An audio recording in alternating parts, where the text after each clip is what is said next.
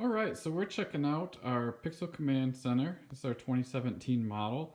And what we're going to look at today is some folks actually custom order these with a Raspberry Pi pre-installed. So we're going to kind of show you how that looks and how we can set that up.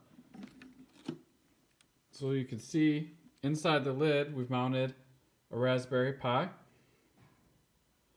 And the Ethernet cord actually comes down and goes into our Falcon, and then there's a second Ethernet that comes out the front, so you could still daisy chain your boxes together. And written on there is the IP address of the Raspberry Pi, not of the Falcon board.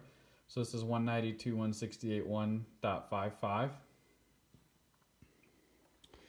And so what we want to do is, because we want to run these standalone and not necessarily be on a network, so if you're out in the middle of a park or something like that and wanted this set up, the only thing you have to do is set the clock on the Raspberry Pi so it knows what time it is. So what we actually are going to do is unhook it from the controller, and we're going to run an Ethernet cable from our computer straight into the Raspberry Pi.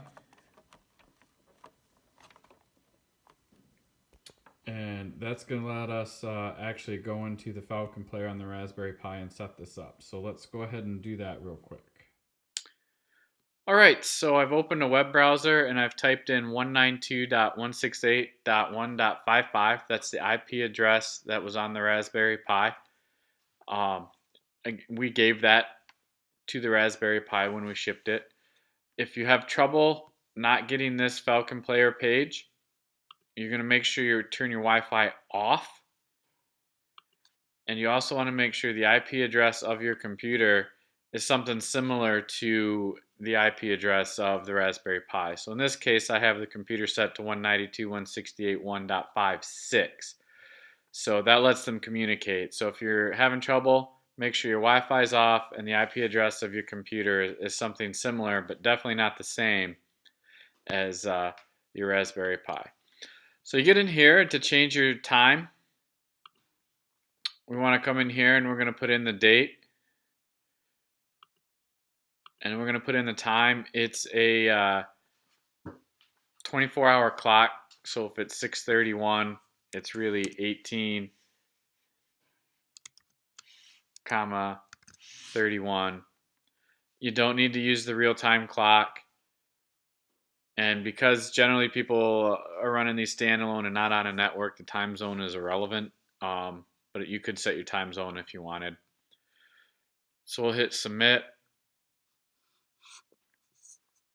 And now if we come back to our status page, you'll see it's Monday and it's the correct time. Some other things in here on your content setup, you can go to your scheduler. And we have this set up to play every day from 1700 to 2300. So that's 5 o'clock p.m. to about 11 o'clock p.m. If you wanted to change this, you could just click in here and change the different times. It's set up to repeat, so it's just going to keep playing this playlist over and over again. And